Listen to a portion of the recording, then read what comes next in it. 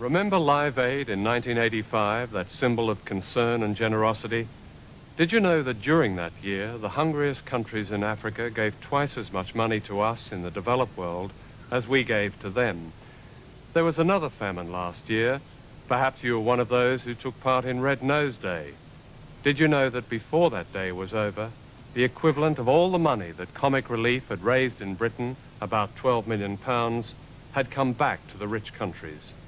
For every day this amount is given by the poorest to the rich has interest payments on loans that most of them never asked for or knew existed.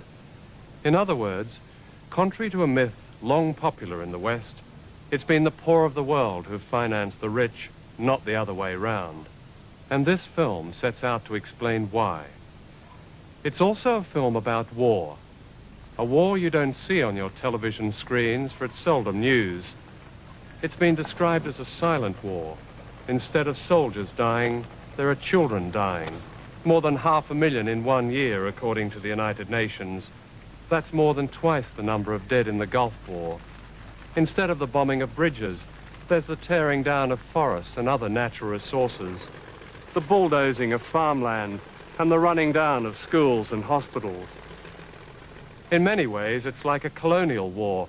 The difference is that these days, people and the resources are controlled not by viceroys and occupying armies, but by other, more sophisticated means, of which the principal weapon is debt.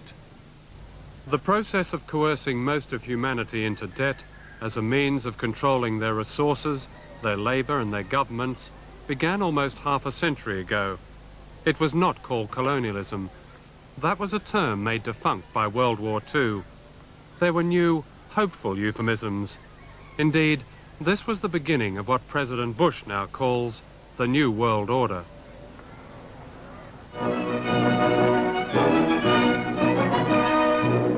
At Bretton Woods, New Hampshire, delegates from 44 allied and associate countries arrived for the opening of the United Nations Monetary and Financial Conference.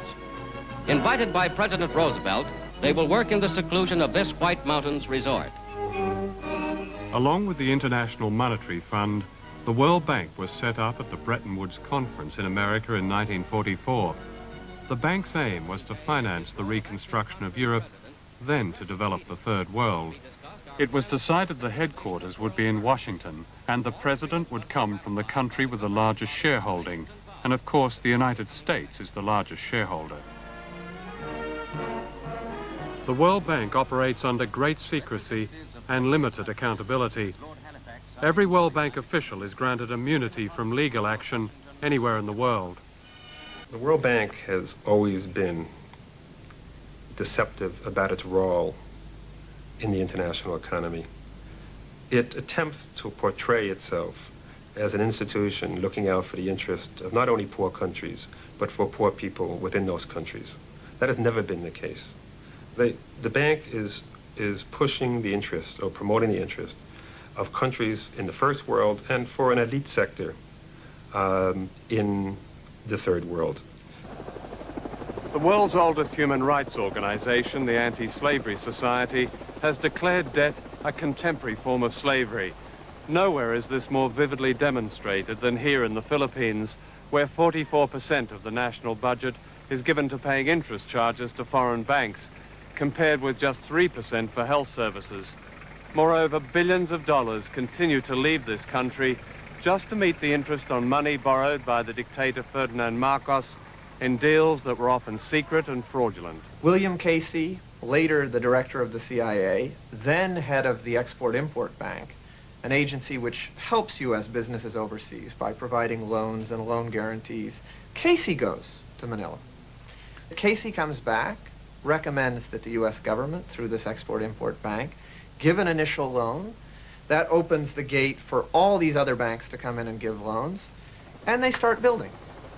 Westinghouse at this time does the usual thing. You have delays, you have problems. The price goes up and up and up. First to 1.1 billion, finally to 2.2 billion. Some estimate that the final cost to the Philippines will be $2.6 billion. So you have a $2.6 billion fiasco that will never produce 1 watt of electricity, which now the Filipino people have to repay. President Aquino declared the Bataan power station unsafe, and it was closed forever. At the same time, her government began legal action in the United States against Westinghouse. Last year, the American judge found ample evidence of bribery. On the day before the case was due to be heard in March, it was settled out of court. Westinghouse agreed to pay the Philippines $100 million. But remarkably, the Aquino government agreed to give Westinghouse $400 million just to make the power station work, regardless of its position in an earthquake zone. And this $400 million will be borrowed from the same American Export-Import Bank and will have to be repaid by the Filipino people, most of whom live in poverty. This is a country abundant in food, but food does not pay back the debt or encourage foreign investors, and so agriculture and a whole way of life is being structurally adjusted.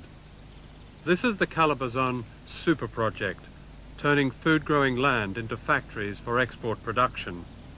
Funded largely by Japan, it is the kind of so-called reform demanded by the IMF. The new factories will produce new revenue and profits for foreigners. They will also produce new debt for the Philippines. Calabazon typifies the kind of development strategy which only brings ruin to the third world, because such a strategy is premised, for example, on massive development, so-called development, massive exploitation of the environment, change in people's way of life, taking land from the people and the peasants to be able to convert these into so-called industrial zones with the problems of pollution and everything. And usually, this development strategy is fueled by debt, fueled by foreign investment. The Calabazon project will destroy food-growing land on which an estimated 8 million people depend. The farmers have been given little or no notice, and compensation generally has been meagre. In the meantime, many of them will end up on the streets of Manila, homeless. Japanese, American, and other foreign-owned factories will rise on the paddies and fields.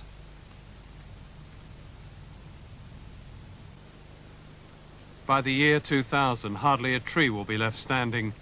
Forests as big as Denmark have been wiped out, bringing to an end one of the richest ecosystems on the planet, the home of thousands of species of plants and animals. In the Amazon area of Brazil, in Ghana, in Costa Rica, roads are built, incentives are given to allow the extraction of these resources.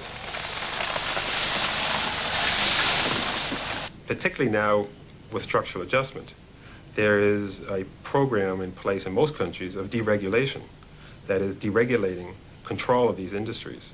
And also, there is not enough money in the budget to oversee these activities. So you're seeing the wholesale raping of these environments. At their 1991 conference, the World Bank and IMF appeared to be making a special commitment to the environment. What would your response be to that? If the World Bank is now saying how green it is, what it's not saying is how much it has destroyed through its policies, which is destroying the environment, and that is what debt is doing. Welcome to the World Bank and International Monetary Fund conference in Bangkok. The aim of the conference is, and I quote, to find ways of eradicating poverty all over the world. Alas, there are contradictions. You see, most of the delegates are bankers. Now, this is not to suggest that bankers don't care about poor people. It's just that some things are hard to explain, such as why officials of the World Bank spend, in their pursuit of solutions for the poor, an estimated $45 million a year flying first class and staying in five-star hotels, and why at this conference chefs have been flown in, especially from Paris, to a country where children still die from malnutrition, and why they need to be shadowed by more doctors than most people in Southeast Asia see in a lifetime.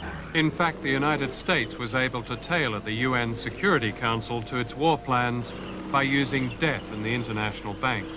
Syria was promised a $1 billion arms deal brokered by Washington, and a photo opportunity was arranged with President Bush. An international terrorist was suddenly an old friend. The vote of the non-permanent members of the Security Council was critical. Minutes after Yemen voted against the resolution to go to war, a senior American diplomat was instructed to tell the Yemeni ambassador, "That was the most expensive no vote you ever cast," meaning that $70 million in American aid to one of the poorest countries in the world would be stopped. The use of debt in bribing the coalition was nothing new. Manipulation of the World Bank was documented in the early 1980s in a secret US Treasury report. The United States, says the report, is capable and willing to pursue important policy objectives in the banks by exercising the financial and political leverage at our disposal. In other words, the US is able to impose its will on the World Bank. Given that most countries do have enough resources to provide for their people, why should they have to tolerate a system that forces parents to watch their children die slowly, like the children of Eddie and Teresita in the Philippines? Indeed, why should the burden of debt fall to those least responsible for it? Above all, why should the lives of ordinary people be controlled by a few who are themselves unaccountable and whose decisions and judgments are dictated by a belief that economics is meant not to serve people, but as some kind of holy writ requiring regular offerings, even blood sacrifices, to a god called the bottom line? The debt of all poor countries accounts for less than 5% of the loans of commercial banks. If the debt was cancelled unconditionally, the banks would hardly know the difference. If it's not cancelled, the scenes shown in this film will endure, and people may take it no more, and perhaps the debt war will no longer be silent. Is that the kind of world we are to give those children who reach the 21st century?